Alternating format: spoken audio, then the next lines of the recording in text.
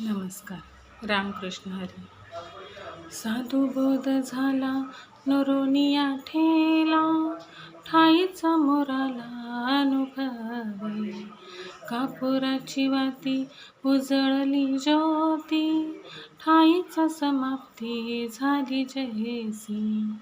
मोक्ष रेखे आला भाग्यविन टला, साधूचा अंकिला हरिभक्त.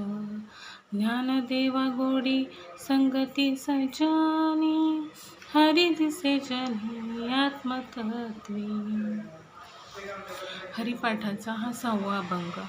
याच्यामध्ये ज्ञानेश्वर महाराज आपल्याला सांगतात, साधूंच्या संतांची जेव्हा आपल्याला संगती लाभते आणि त्यांचा उपदेश आपल्याला, त्यांचं ज्ञान आपल्याला लाभतं, तेव्हा तो मनुष्य उरतो आणि मुरतो. म्हणजे स्वतःच्या अधिष्ठानात तो मरून उरतो. म्हणजे आता याचा अर्थ नॉर्मल भाषेमध्ये सांगायचं म्हटलं तर आपल्याला एखादा कापूर असतो. कापुराला जर अग्नीचा स्पर्श झाला तर तो अग्निरूपी होतो आणि काही कालांतराने तो अग्निसुद्धा नष्ट होऊन तिथे फक्त आकाश तत्व राहतं.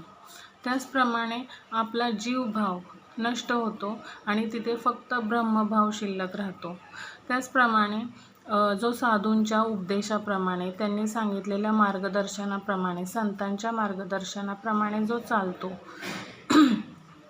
अशा हरिभक्तालाच मोक्ष मिळतो असे माऊली सांगतात.